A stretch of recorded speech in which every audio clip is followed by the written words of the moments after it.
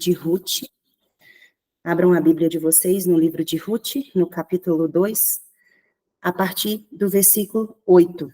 Nós já oramos e agora nós vamos começar a abrir a palavra de Deus.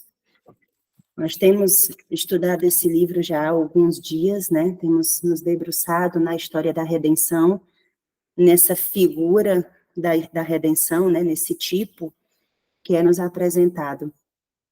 E ontem, né, e durante os outros dias, nós estivemos vendo que o capítulo 1, ele tinha um cenário, e o capítulo 2, ele tem um outro cenário. Então, o cenário do capítulo 2 do livro de Ruth são os ricos campos de Boaz. Boaz tipificando Cristo, uma figura de Cristo, e Ruth tipificando a igreja de Cristo, né? Então, Ruth, que é a igreja de Cristo, ela foi promovida aqui no capítulo 2 de estrangeira, de forasteira, de moabita, para rebuscadora, né?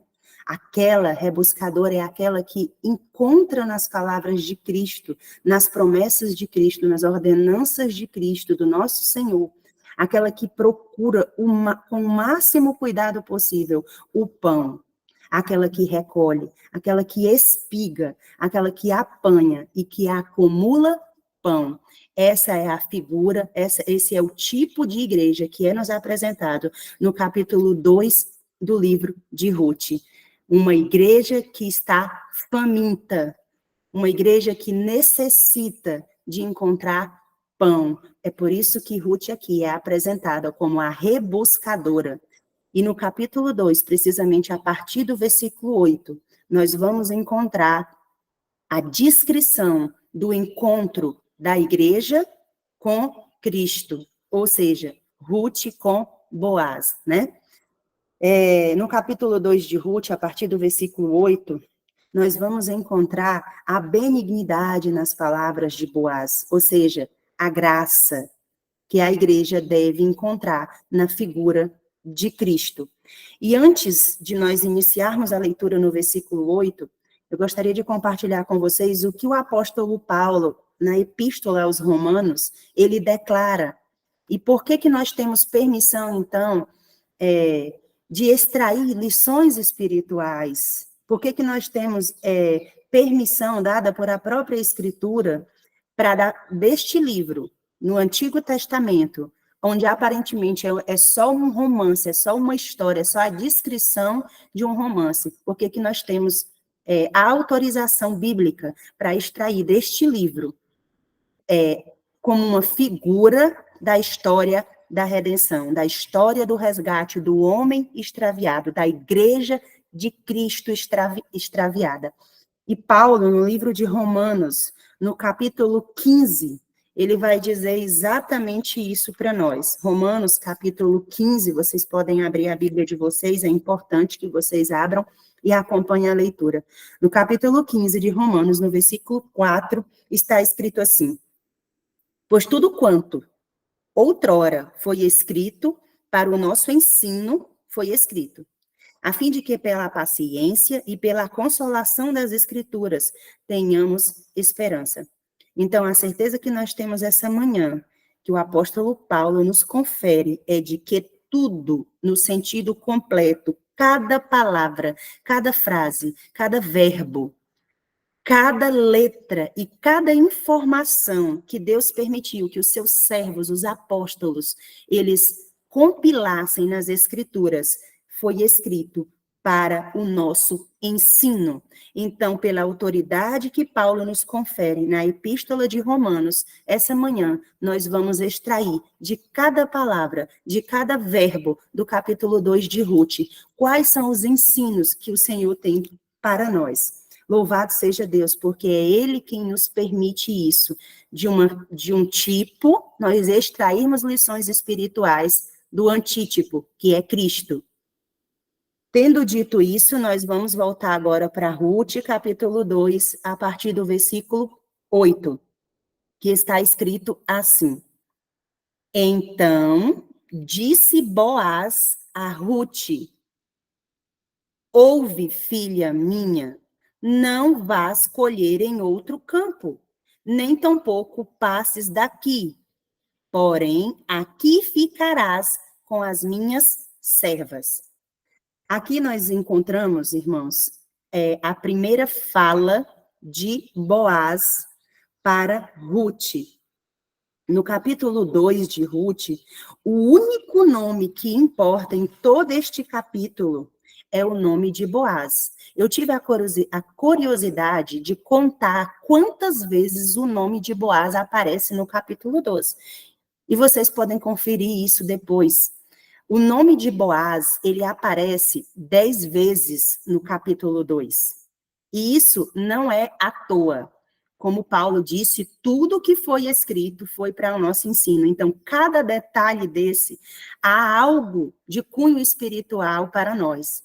O fato do nome de Boaz aparecer 10 vezes somente no capítulo 2, irmãos, nos revela o centro que deve ser os nossos estudos. E aqui também fica um questionamento para nós. Será que os nossos estudos têm sido enfatizado, tem sido centralizado Cristo como o centro dos nossos estudos? Porque no capítulo 2, o único nome que importa é o nome de Boaz, a figura de Cristo. Então, todos os nossos estudos, todos os nossos encontros, eles precisam ter como centro a figura de Cristo, porque senão nós estaremos nos equivocando acerca dos nossos estudos, se Cristo não for o centro de nosso estudo e, sobretudo, de nossa adoração. Então, será que o nome de Cristo tem sido levantado entre nós? Qual nome tem ficado em evidência em nossos estudos?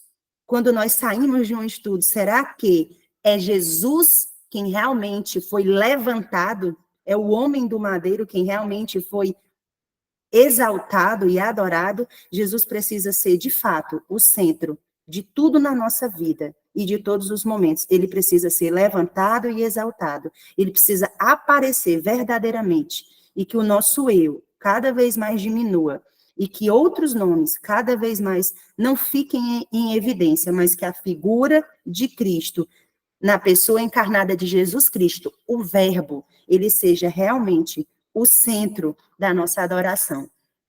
Mas voltando para o capítulo 2, para o versículo 8, essa fala de Boaz para Ruth, ela tem uma lição espiritual muito profunda para nós, como igreja de Deus hoje. Quando Ruth, ele diz assim, ouve, filha minha. A primeira coisa, irmãos, que me vem à mente é o que está lá em Provérbios, capítulo 7, versículo 1. Nós vamos abrir aí o livro de Provérbios. Vocês podem abrir em Provérbios, primeiro no capítulo 4. Depois nós vamos para o capítulo 7. Se alguém tiver a versão King James e puder compartilhar, se a irmã Márcia puder ler aí o que está escrito no capítulo 4 de Provérbios, no versículo 20.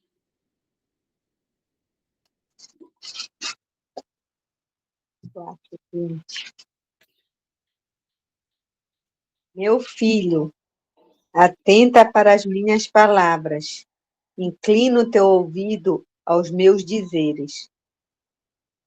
Olha, então, Boaz, quando ele olha para Ruth, né?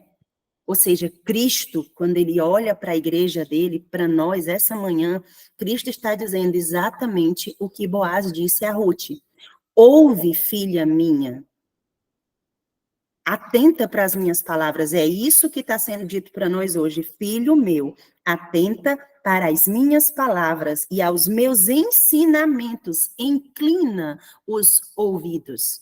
Todo o centro da nossa adoração, da nossa atenção, deve estar envolvida em aprender o ensino da justiça da fé, em ouvir as doces palavras de Cristo para nós, as únicas palavras que realmente trarão cura e resposta para todos os nossos questionamentos. No capítulo 7 de Provérbios, no versículo 1, a irmã pode ler novamente? Meu filho, guarda as minhas palavras e conserva contigo os meus mandamentos. Amém. Deus seja louvado. Irmãos, Deus nos considera como filhos.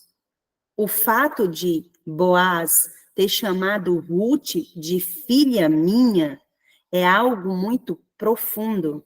Boaz nunca tinha visto Ruth antes.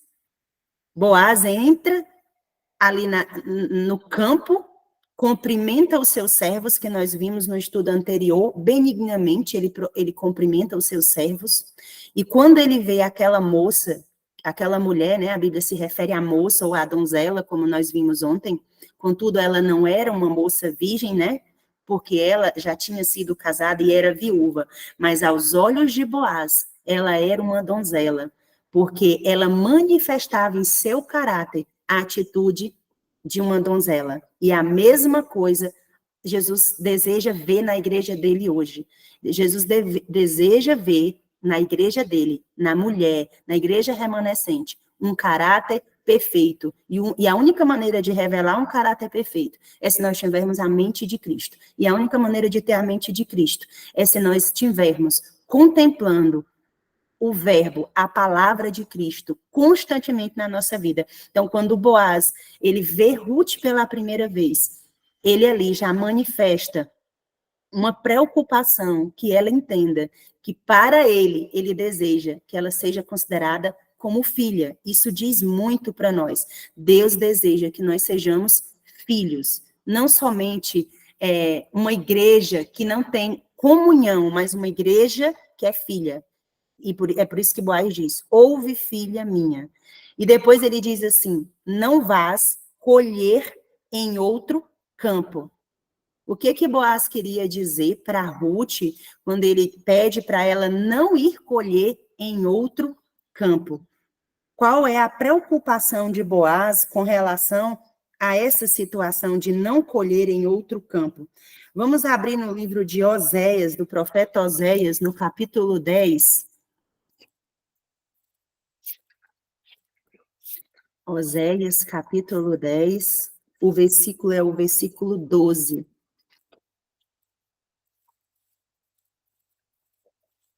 Se a irmã Márcia puder também ler aí na versão King James.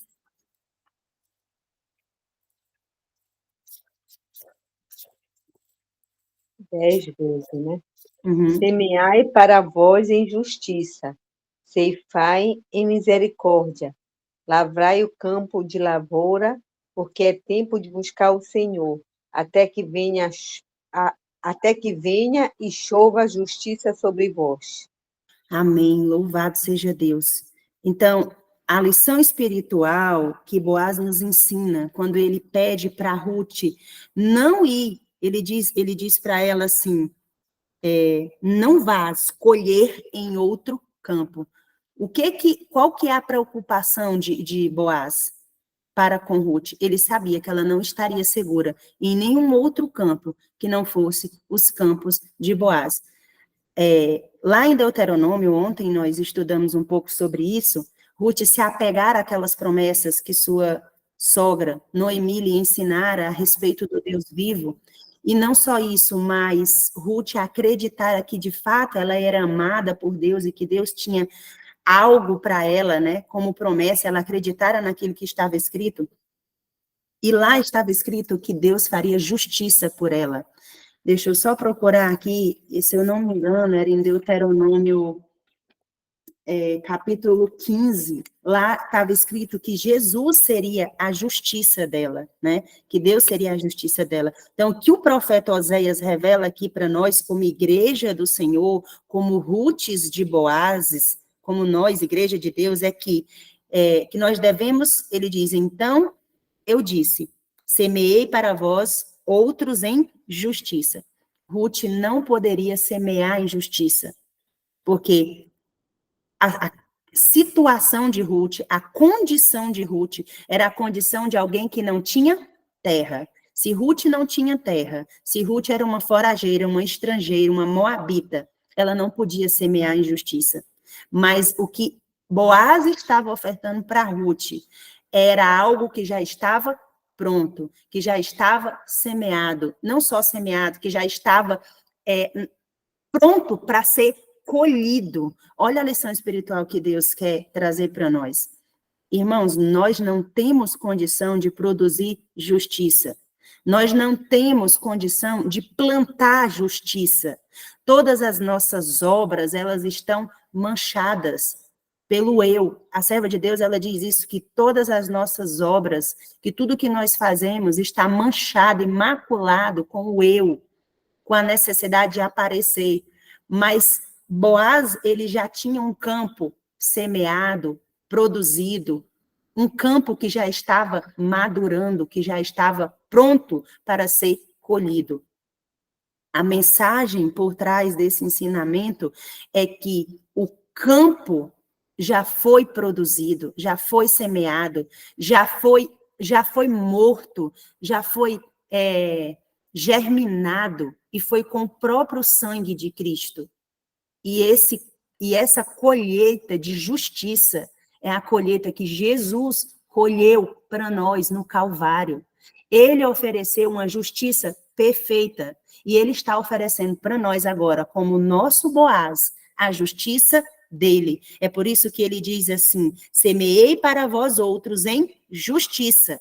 Nós não podemos semear injustiça, mas ele semeou. E ele está nos concedendo a justiça dele. E ele diz: ceifai, segundo a misericórdia. Nós vamos colher a justiça, segundo a misericórdia de Cristo, pela nossa vida, pelo amor com o qual nos amou, que está escrito lá em João 3,16. Porque ele amou o mundo de tal maneira que entregou o seu único filho, para que ninguém pereça, mas para que todos nós alcancemos a vida eterna. E ele diz assim ainda em Oséias 10:12, arai o campo de pouso, porque é tempo de buscar ao Senhor.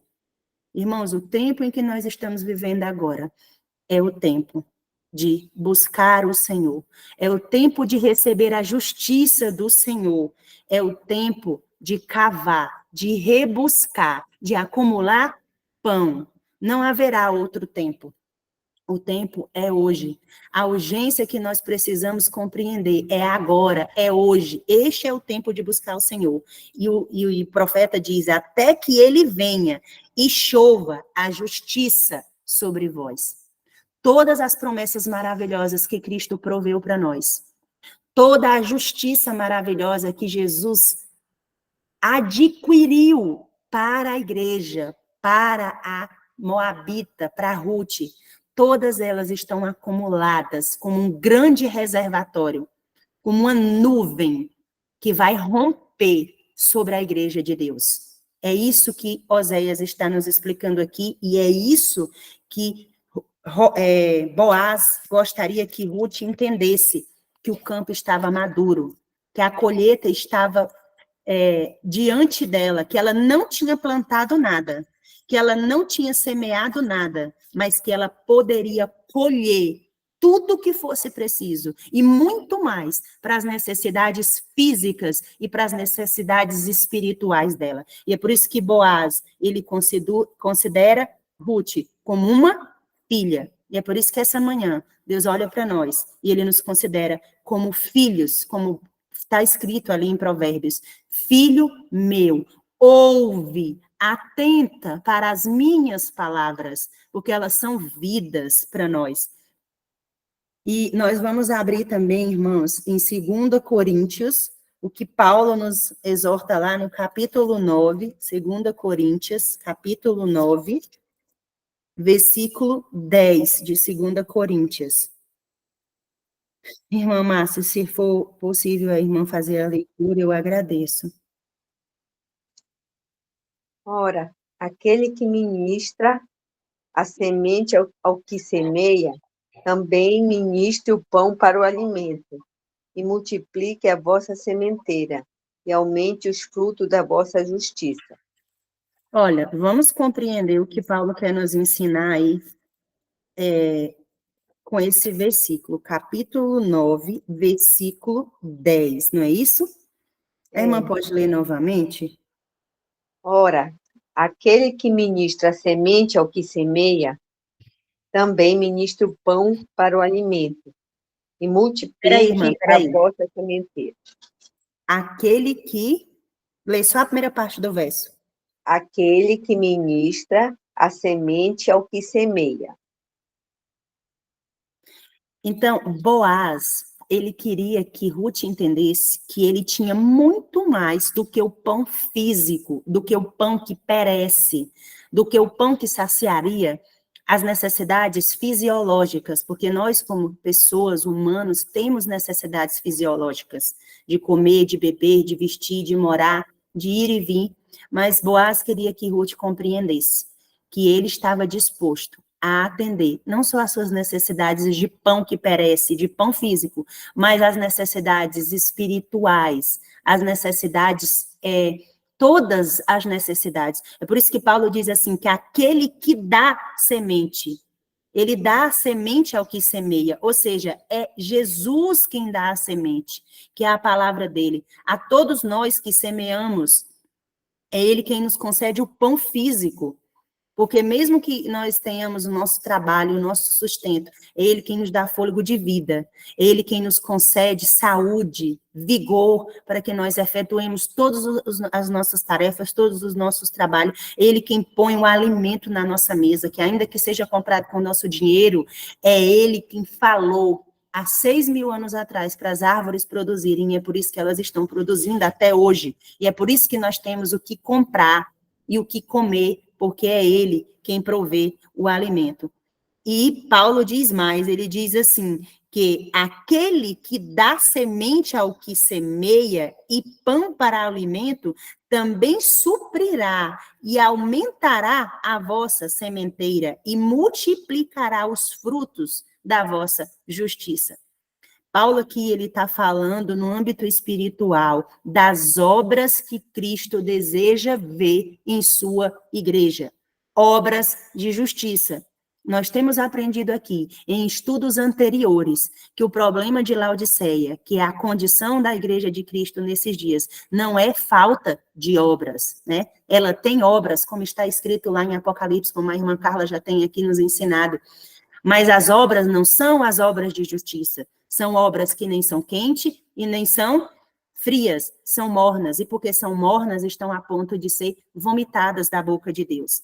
Mas as obras que Paulo deseja ver na igreja de Deus, por intermédio da justiça de Deus, são as obras que são frutos da justiça de Deus, são as obras de Cristo, por meio da fé, manifestada na vida do seu povo. E era exatamente isso que Boaz desejava oferecer para Ruth, aquilo que ela não tinha semeado, aquilo que ela não tinha plantado, aquilo que ela não tinha participado em nada, mas que ela chegara na colheita e que ela se beneficiaria de toda aquela colheita, não só do pão físico, mas de todas as necessidades dela. É por isso que Boaz diz, não vás colher em outro campo, nem tampouco passes daqui, porém aqui ficarás com as minhas servas.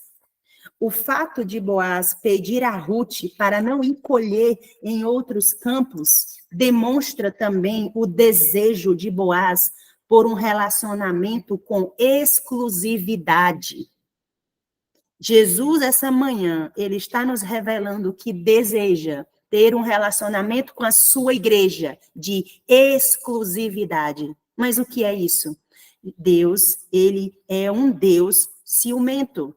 O profeta Naum, no capítulo 1, no versículo 2, ele diz assim, o Senhor é um Deus ciumento. O mandamento de Deus, o decálogo, lá em Êxodo 20, no capítulo 5, está escrito, quando diz assim, não te prostrarás diante de outros deuses, e não servirás a outros deuses, porquanto eu, o Senhor, teu Deus, sou um Deus ciumento, sou um Deus zeloso. Zeloso é um Deus ciumento que não divide a adoração. Jesus, ele não divide a sua esposa, a sua noiva, a mulher, com nenhum outro homem.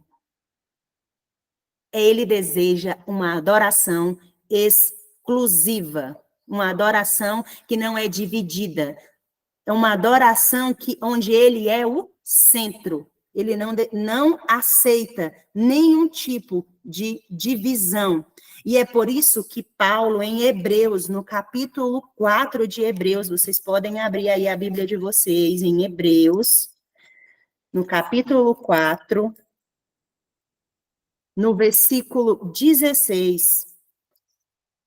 Hebreus 4, verso 16. Se a irmã puder ler conosco, eu agradeço.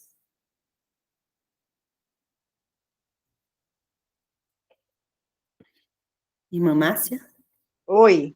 Qual é o livro? Hebreus 4, 16. Hebreus 4, 16.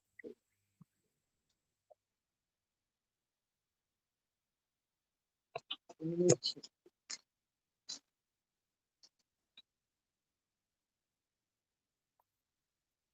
Portanto, acheguemo-nos confiantemente ao trono da graça, para que possamos obter misericórdia e achar graça e auxílio em tempo de necessidade. O que Paulo nos exorta aqui, irmãos, é que nós temos uma necessidade urgente de nos achegarmos ao trono da graça. E onde é que está o trono da graça? O trono da graça está nos céus, no lugar santo do santo, onde Cristo, o nosso intercessor e advogado, intercede por nós, onde o marido da igreja está lá, o nosso sumo sacerdote, o cabeça, aquele que define e decide tudo para a sua futura esposa. Paulo nos exorta a nos achegarmos ao trono da graça, e não só isso, mas a clamarmos, a suplicarmos por misericórdia. Nós precisamos de misericórdia.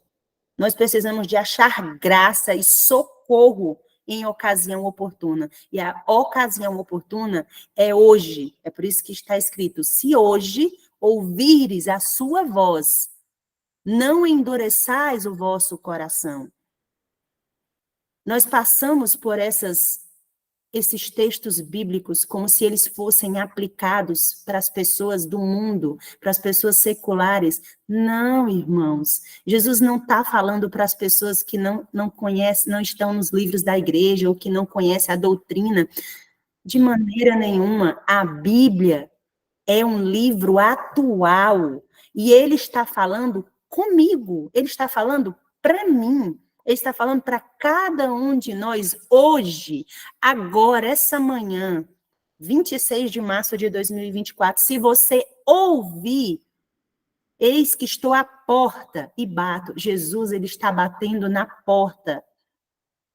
Porque o anjo da igreja de Laodiceia, no capítulo 3 de Apocalipse, ele é claro em dizer que Jesus está do lado de fora.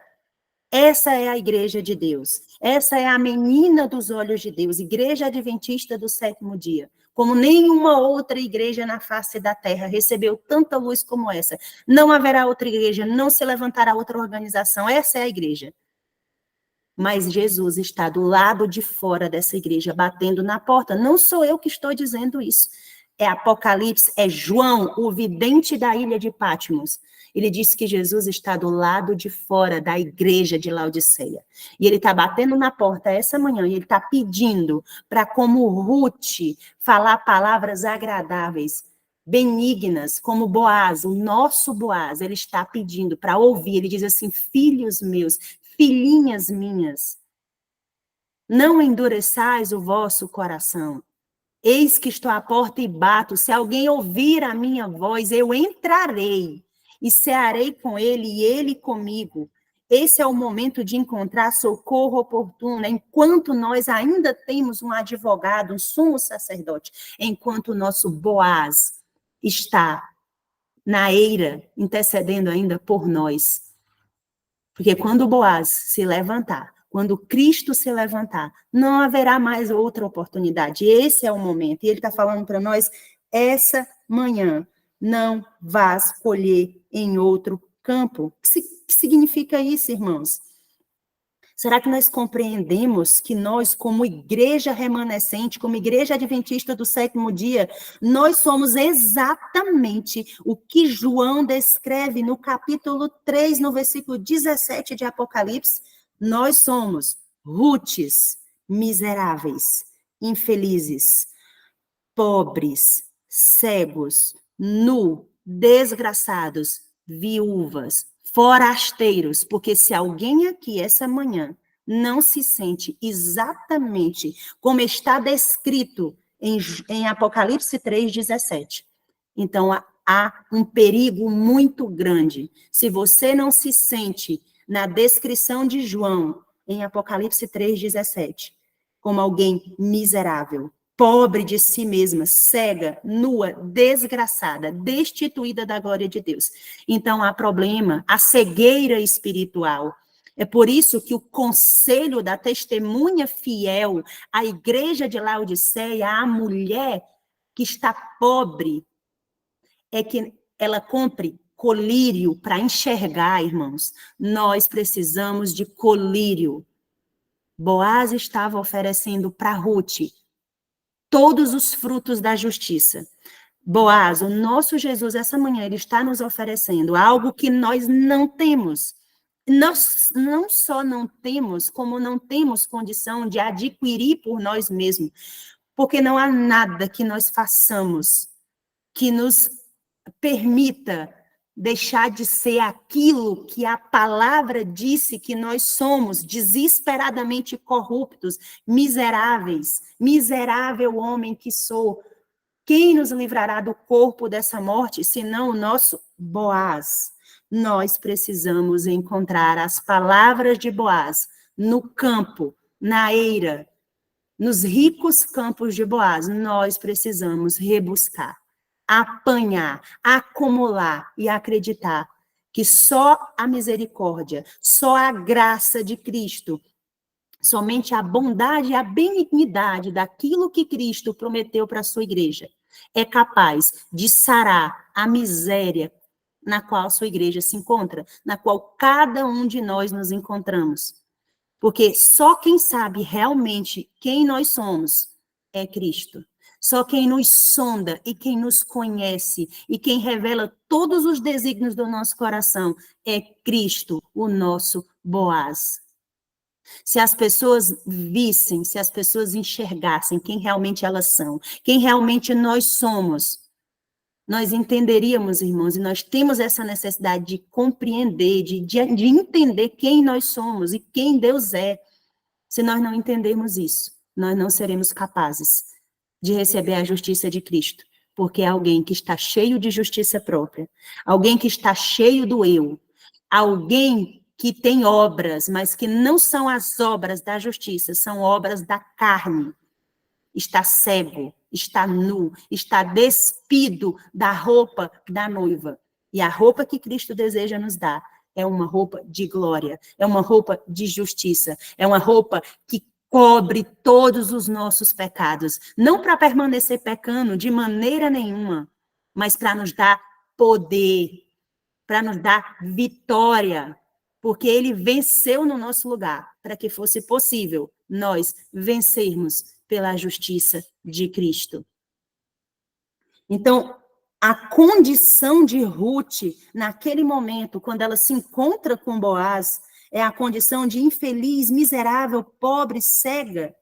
É a condição de moabita. Mas ela passa de moabita, ela passa a ser filha de Boaz. Filha minha, não vá escolher em outro campo, não te apartes daqui, fica aqui, porque o que eu tenho para você é muito melhor, é muito maior do que o que você imagina. Você vê atrás de pão físico, mas eu quero te dizer que eu quero te dar as riquezas infindáveis da glória de Cristo. É isso que Cristo está oferecendo para a sua igreja. Não são migalhas, não é resto, é graça, é poder. É isso que Deus está desejoso de conceder à sua igreja. Nós precisamos confiantemente nos achegar ao trono da graça, a fim de recebermos misericórdia, graça, socorro no tempo oportuno. E o tempo oportuno é hoje. Quando Boaz, ele fala benignamente a Ruth: não vás colher em outro campo, nem te vos saia daqui, mas permanece aqui, junto às minhas criadas, às minhas servas. Jesus deseja que nós voltemos a ser servos do Deus Altíssimos, que nós voltemos a ser mordomos, criados à sua imagem, à sua semelhança, filhos meus. É por isso que em Gálatas, no capítulo 6, e eu convido vocês a abrir aí a Bíblia em Gálatas, capítulo 6, o versículo é o versículo 8. Se a irmã puder compartilhar com nós aí o que está escrito em Gálatas 6, 8, eu agradeço, minha irmã. Pois aquele que semeia na sua carne, da carne colherá corrupção, mas aquele que semeia no Espírito, do Espírito colherá a vida eterna. Aleluia. Vocês lembram nos estudos anteriores que Moabe era uma figura da carne, que Moabe tipifica a carne, que Moabe tipifica os desejos carnais. E aqui Paulo, em Efésios, ele está dizendo assim: porque o que semeia para a sua própria carne, da carne colherá, e colherá corrupção, porque é só o que a carne tem para nos oferecer. Mas aquele que semeia para o Espírito, do Espírito colherá vida eterna. Irmãos, Ruth, a moabita, que tipificava a figura da carne, ela não desejava mais semear na carne. Da carne ela já tinha saído. Quando ela se apegar à sua sogra Noemi, lá nos estudos anteriores, quando ela se ligara, se acimentara a Noemi, ela decidiu que nunca mais ela semearia para a carne, mas que a vida dela seria uma vida de louvor, de adoração, de exclusividade ao Deus verdadeiro, ao Deus Altíssimo. E esse é o desejo de Cristo para a sua igreja, para mim, para cada um de nós, que nós não semeemos mais na carne, porque aquele que semeia na carne ceifará na carne, mas que nós semeemos na justiça. E a única maneira de semear na justiça é se a nossa vontade estiver dentro do centro da vontade de Deus. É se a vontade de Cristo for a nossa vontade. Aí sim, se cumprirá o que está em Efésios, capítulo 6, versículo 8.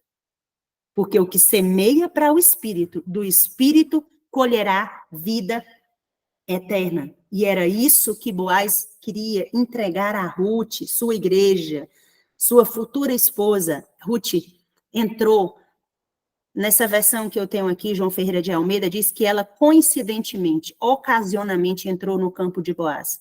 Mas na versão King James não diz isso, irmãos. Ela entrou ali porque havia propósito.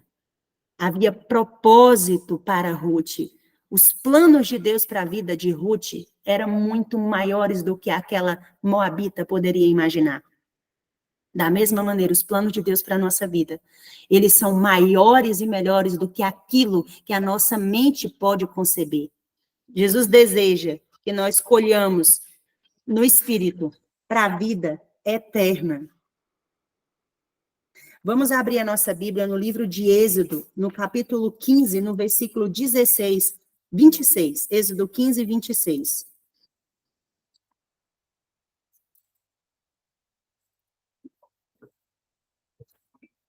Irmã, pode fazer a leitura conosco, por gentileza?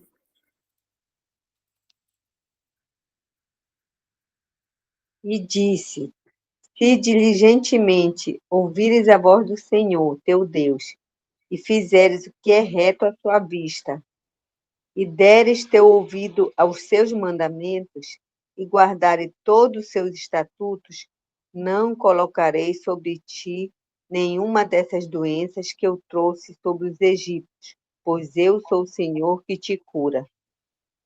Amém, Deus seja louvado. Aqui nós vemos as promessas maravilhosas de Deus para aqueles que ouvem atentos à voz do Senhor, para aqueles que colocam no centro da sua adoração com exclusividade somente Cristo como nosso único Boaz, como Rutes de Cristo, como igrejas de Cristo, né? Ele enfatiza isso aqui. Mas vamos abrir também a Bíblia no livro de Jeremias, no capítulo 51. Jeremias, capítulo 51.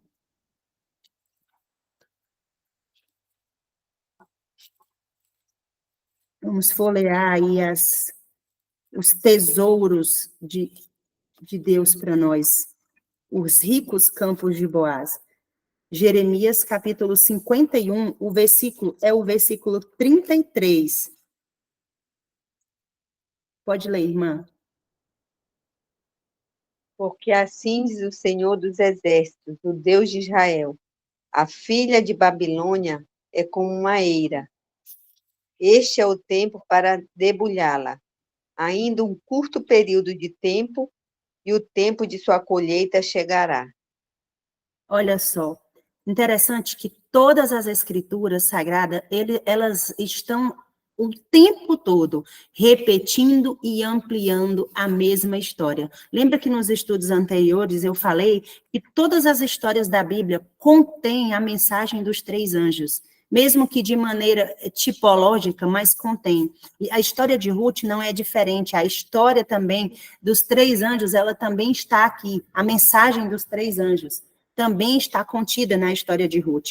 E é por isso que o profeta Jeremias, aqui no capítulo 51, no versículo 33, ele afirma que a filha da Babilônia é como a eira quando é aplanada e pisada ainda um pouco, e o tempo da ceifa lhe virá. Aqui ele está falando daqueles que colhem, daqueles que plantam na carne.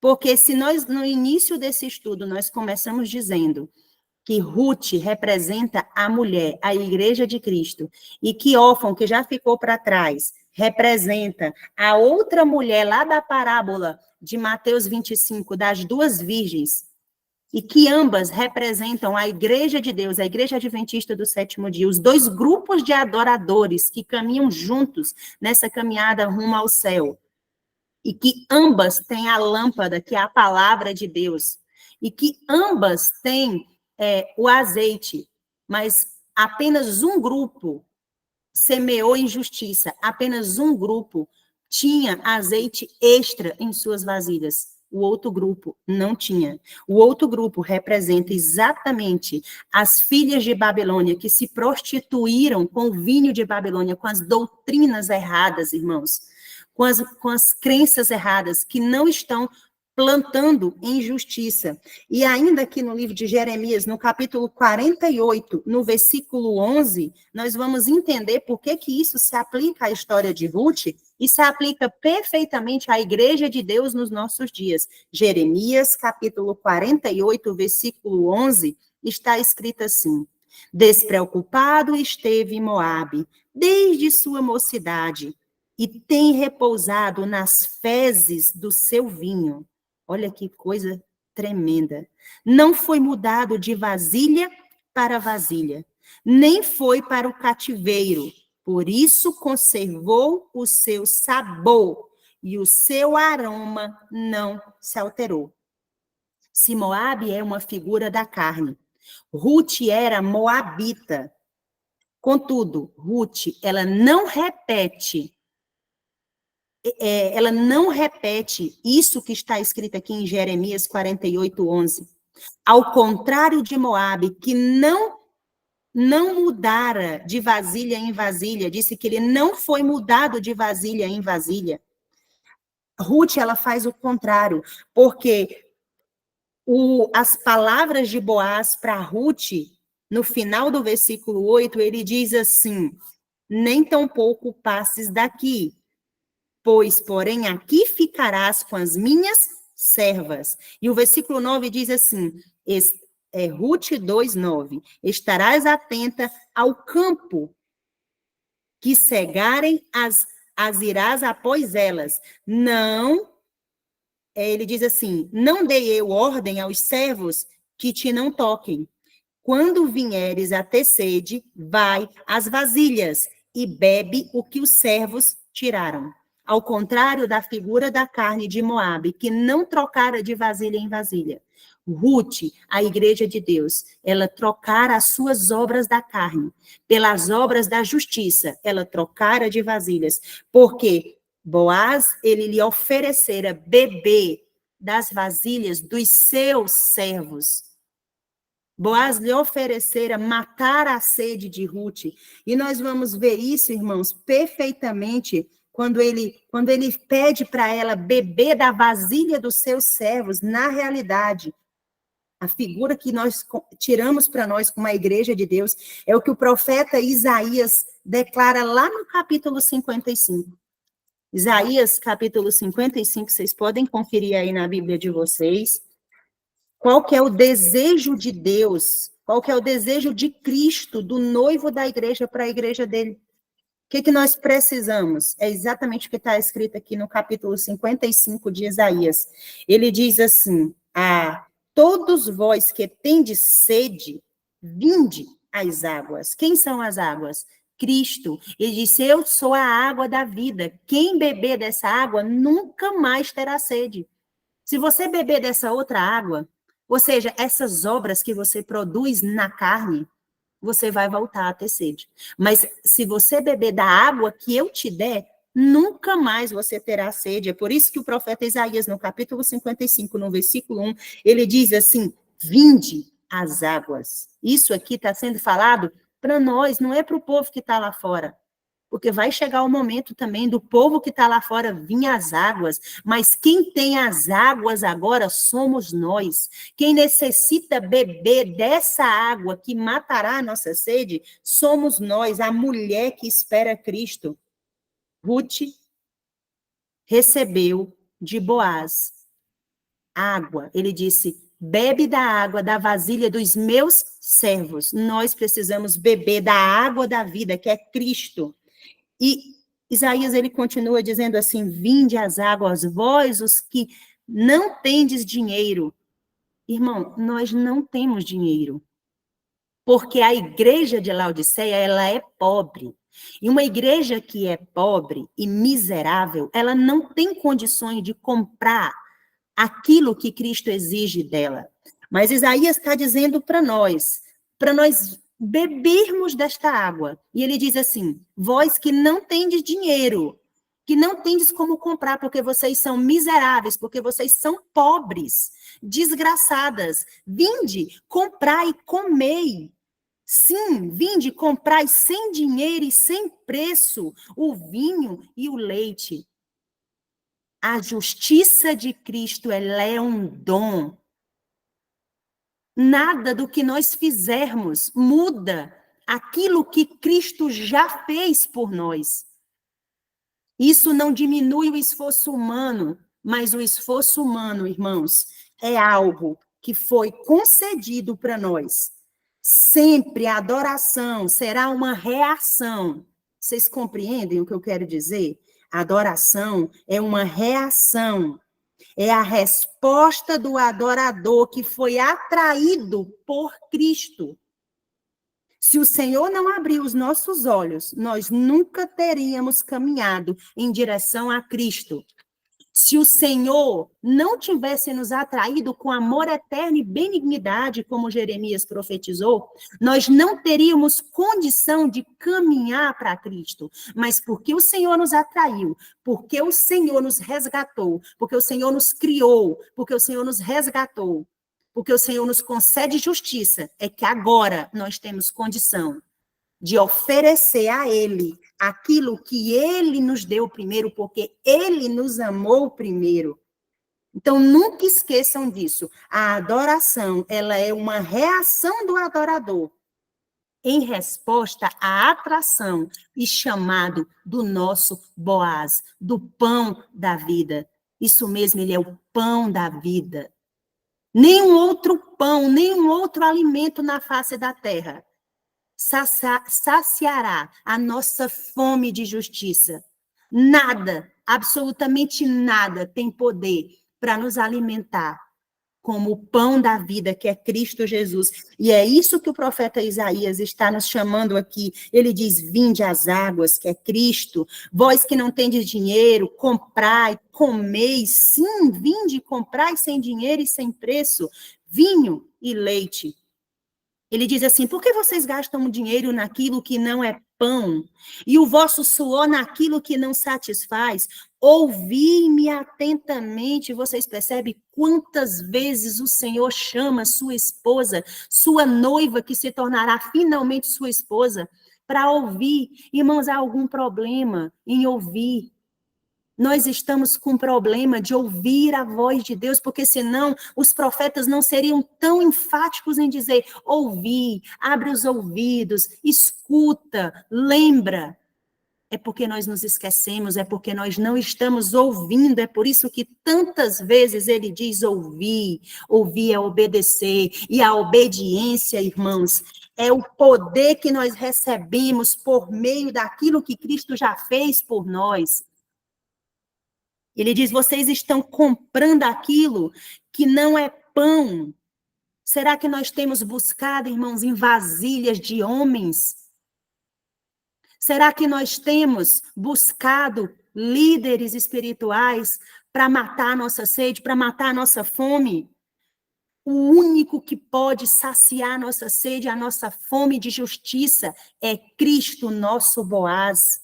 Por isso que ele diz, ouvi-me atentamente, comei o que é bom, e vos deleitareis com os finos manjares. Irmãos, aquilo que Cristo tem para oferecer para a noiva dele, para a igreja dele, é uma comida que não perece. É um manjar fino. São as riquezas infindáveis da glória. É isso que ele quer nos dar como esposa, como futura esposa dele, que vai ascender ao céu com ele. Não é comida que perece. Ele diz, inclinai os ouvidos, novamente o profeta Isaías, no capítulo 55, no versículo 3, ele está clamando, ele está pedindo, ele está exortando, inclinai os ouvidos e vinde a mim quem, irmãos? A Cristo, a água da vida, o pão da vida, o caminho, a verdade. Ele diz assim, se vocês fizerem isso, a vossa alma viverá. Sabe aquela igreja que está morta? De Apocalipse 3, 17? Sabe aquela igreja que tem obras da carne? Sabe aquela igreja que está morta em seus delitos, que está destituída da graça de Cristo? Se ela ouvir, se ela abrir os ouvidos, se ela inclinar os olhos a Cristo, ela viverá, porque o fôlego de vida que vem do céu como um sopro, ele vai ser soprado na igreja de Cristo. Ele diz assim, se vocês inclinarem o ouvido e vierem a mim, ele diz assim, ouvi a vossa alma viverá, porque convosco farei uma aliança perpétua, que consiste nas fiéis misericórdias prometidas a Davi. Aleluia! Porque essa manhã o profeta Isaías, ele nos exortou, ele falou com a igreja de Deus, ele falou com a noiva de Cristo. Ele diz assim, eis que eu dei por testemunha aos povos, como príncipe e governador dos povos. O príncipe da nossa vida, o governador da nossa vida, o centro da nossa adoração, precisa ser Jesus Cristo, o nosso Boaz. Voltando para o livro de Ruth, Boaz, ele não só considera Ruth como uma filha, ele não só está disposto a dar a Ruth aquilo que ela não semeou, que ela não plantou, mas que ela colherá, que são os frutos de justiça. Mas ele pede que ela não saia dali. Ele diz assim, não dei ordem eu aos servos para que te não toquem. Irmãos, a primeira coisa que eu lembro é Salmos 91.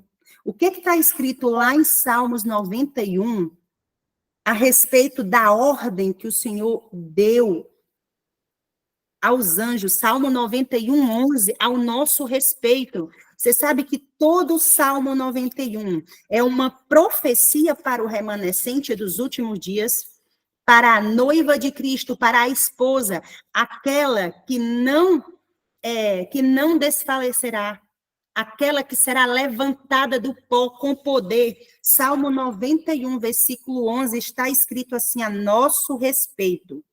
Porque aos seus anjos dará ordens ao teu respeito, para que te guardem todos os teus caminhos.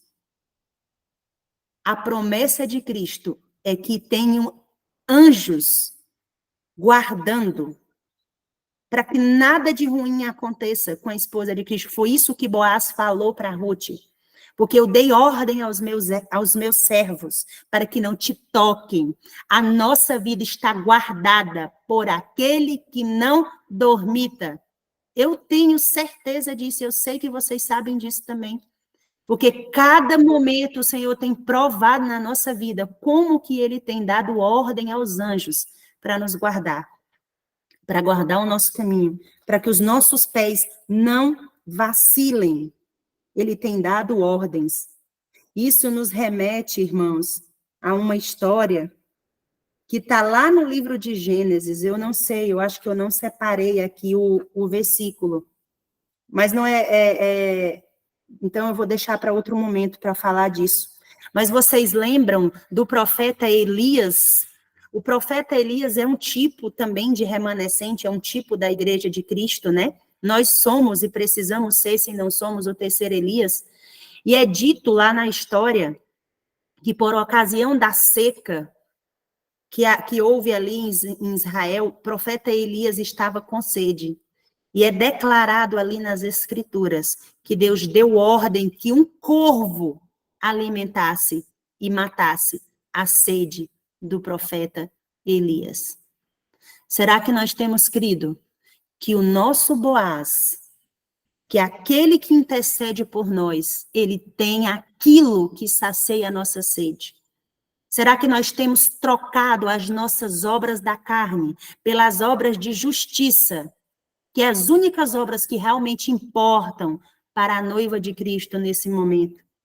Será que nós temos crido que a única vasilha que importa nós agora bebermos dela são as promessas de Cristo para a sua igreja?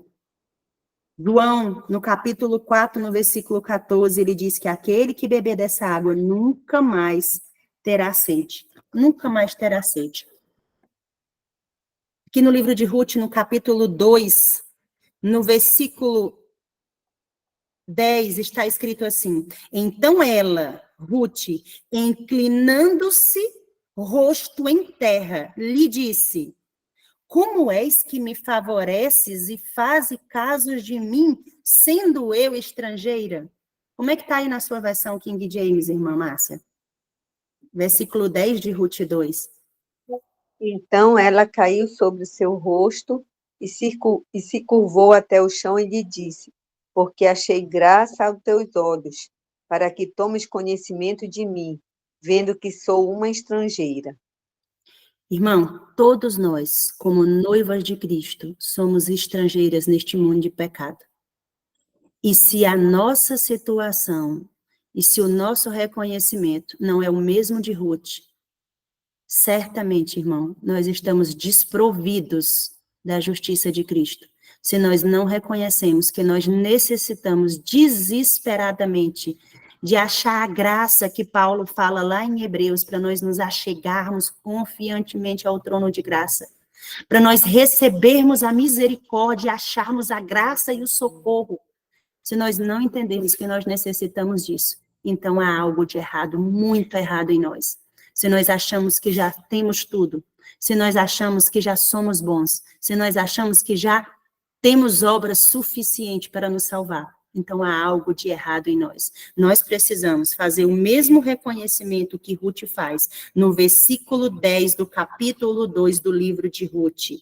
Como é que me favoreces e fazes caso de mim? Como é que Cristo, nosso Boaz, tendo o mundo todo e tendo mundos que nunca caíram, nos favorece de tal maneira a olhar para nós individualmente como pessoas, como igreja, e nos favorecer com a graça dele. Irmãos, pelo horário, Nós vamos ficar só nesses 3 versículos hoje, mas vocês viram a quantidade de informações, a quantidade de maná, de pão, pão que não perece, que Cristo nos concedeu essa manhã, por meio de 3 versículos do capítulo 2 de Ruth. Irmãos, eu fico impressionada. Eu estou há meses estudando esse livro e eu não consigo avançar, e eu não consigo sair desse livro de Ruth. Porque parece que o evangelho inteiro, que todo o plano da redenção está figurado tipologicamente no livro de Ruth. É como se os meus olhos tivessem sido abertos e Cristo me revelasse as infindáveis riquezas da glória em um único livro. Ruth, um livro pequeno de 4 capítulos. Quanta graça, quanta misericórdia, quanto amor Deus tem me mostrado através desse livro. Como Deus tem demonstrado a necessidade que eu tenho de reconhecer que eu sou uma moabita miserável, sem obras, sem justiça, mas que Cristo é a nossa justiça. Eu convido vocês a se ajoelharem para nós encerrarmos o estudo de hoje.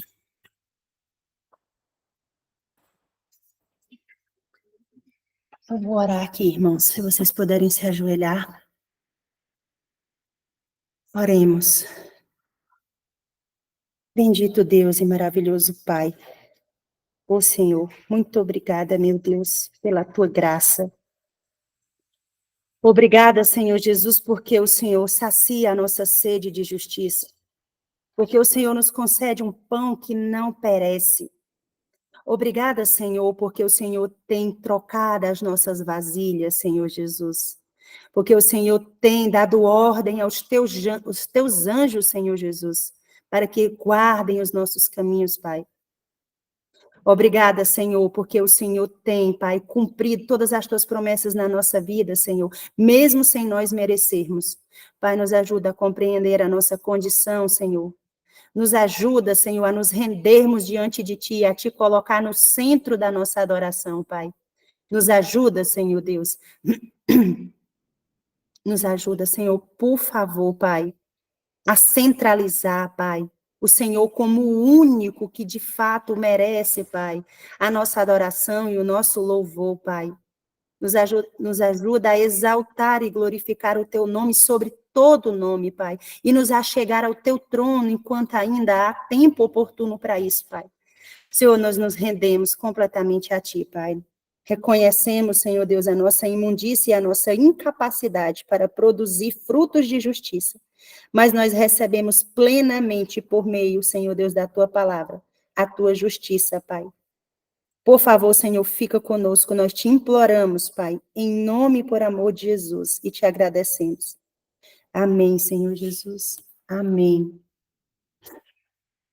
Queridos, se vocês tiverem alguma contribuição dentro do assunto que nós estivemos aqui a estudar, vocês podem levantar a mão de vocês e fazer aí as contribuições de vocês.